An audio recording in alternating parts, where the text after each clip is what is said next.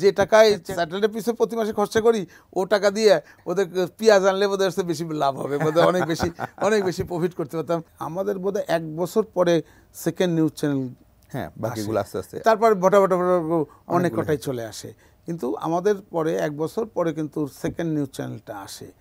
তো সেই হিসাবে তখন বাজার বেশ ভালোই ছিল, তখন আমরা বিজ্ঞাপন যে রেটে পেতাম তাতে আমাদের বেশ ভালো হতো। এটিএন বাংলা তখন অনেক সারপ্লাস হতো, রেভিনিউ হয়ে যেত। বিজ্ঞাপনও তখন কম ছিল, এত বিজ্ঞাপন না যে লোকে এখন যেমন বিজ্ঞাপন দেখতে লোকে বিরক্ত ধরে যায়। সবচেয়ে মজার বিষয় হচ্ছে যে এখন যারা দর্শকরা রিমোট নিয়ে যখন চেঞ্জ করতে দেখে যে একটা চ্যানেল যখন হয়তো এটিএন নিউজ থেকে চেঞ্জ করে সময়তে গেল, দেখা গেল সময় ওই অ্যাড চলতেছে, তখন দেখা গেলো আরেকটা সেখানেও অ্যাড চলছে, মানে একটার পর অ্যাড, মানে সিরিয়াল অ্যাড চলতেইছে। এই দর্শক তখন পাজল হয়ে যায়, তখন চিন্তা করে যে কী দেখবো, হয়তো তখন দেখতে যে বিরক্ত তখন চলে দূর এটা দেখবো না, অন্য তখন প্রোগ্রাম চ্যানেল বা অন্য চ্যানেলে তখন চলে যায়। তো এই যে একটা বিরক্তিকর ঘটনা এখন চলে আসছে, কী কারণে যে যেখানটা আমরা 60,000 টাকা মিনিট যেখানে দিতাম আগে, সেইখানে এখন 5,000ও দিতে চায় না। মানে মাঝে মাঝে চিন্তা বলি কি যে টাকায় স্যাটেলাইটের পিছনে প্রতি মাসে খরচা করি ও টাকা দিয়ে ওদের পেঁয়াজ আনলে বোধহয় বেশি লাভ হবে, বোধহয় অনেক বেশি প্রফিট করতে পারতাম। আলু পেঁয়াজের ব্যবসা যদি করতাম, মানে নগদ প্রতিদিন প্রফিট হতো। কিন্তু এই ব্যবসায় তো আমি প্রফিটের মুখ মানে দেখার তো দূরের কথা, 3-4টা চ্যানেল ছাড়া সবাই কিন্তু লসে রান করতেছে, সবাই।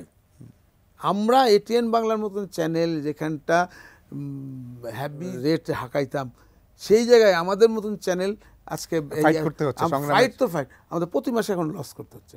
আমাদের লসের একটা কারণ হচ্ছে, সেটা হচ্ছে বড় কারণ, সেটা হলো যে আমরা এই 27 বছরের পুরাতন চ্যানেল, আমাদের প্রতি বছরে যদি 5 থেকে 10% যদি স্যালারি ইনক্রিমেন্ট করা হয়, মানে ব্যয় আপনার অনেক বেড়ে গেছে, আমরা স্যালারির ইনক্রিমেন্টের বোঝায় আমাদের এখন বোঝানো খুব কঠিন হয়ে গেছে। কিন্তু অন্যান্য চ্যানেল যারা নতুন করছে তাদের কিন্তু খরচ কম, স্যালারি অনেক কম, মানে হায়েস্ট অনেকেরই বড় বড় চ্যানেল যারা ভালো করতেছে যারা, তাদের 1 থেকে 1.5 কোটি টাকা তাদের স্যালারি।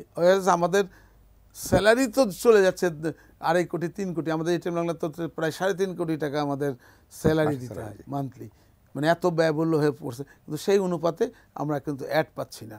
এই হারে চলতে থাকলে আমাদের চ্যানেল সব দেখবেন অনেক চ্যানেল ঝরে যেতে বাধ্য হবে, কারণ মানে ঘুরে দাঁড়ানোর অন্য জায়গা থেকে ইনকাম করে নিয়ে এসে, যদি আমি বড় বড় কোম্পানির কথাই যাই না কেন, হ্যাঁ, যেমন বেক্সিমকোর কথা বলেন বা যমুনা আছে, বড় বড় যারা কোম্পানি আছে, তাদের কিন্তু নিজেদেরই হিউজ অ্যাড, মাছরাঙ্গার অনেক নিজেদের বহুত অ্যাড, কিন্তু তারপরও একটা নিজের চ্যানেলের অ্যাড দিয়ে কিন্তু মাল বিক্রি করার মানে সম্ভব, মানে পুরো প্রতিষ্ঠান চালানো যায় না। ইউনিলিভার যেমন প্রতিটা চ্যানেলে তারা অ্যাড দেয়, নতুন থেকে শুরু করে যে মানে কালকে যার জন্ম হয়েছে তাকেও অ্যাড দিচ্ছে। কী কারণে?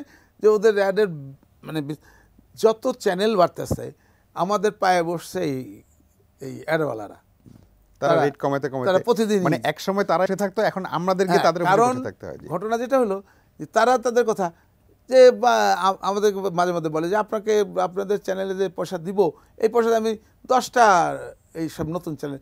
তখন আমার যুক্তি হলো যে 10টার নতুন যে চ্যানেলগুলি হয়েছে এর দর্শক থাকতে হবে না, হ্যাঁ, ওখানে দর্শকের কাছে যেতে হবে। হ্যাঁ, কিন্তু আপনি যদি মনে করেন আপনার একটা প্রপার জায়গায় যদি দিবেন, তো সেই সব চ্যানেলকে দিবেন যেসব চ্যানেলের দর্শক গ্রহণযোগ্যতা আছে, সেই সব চ্যানেলে।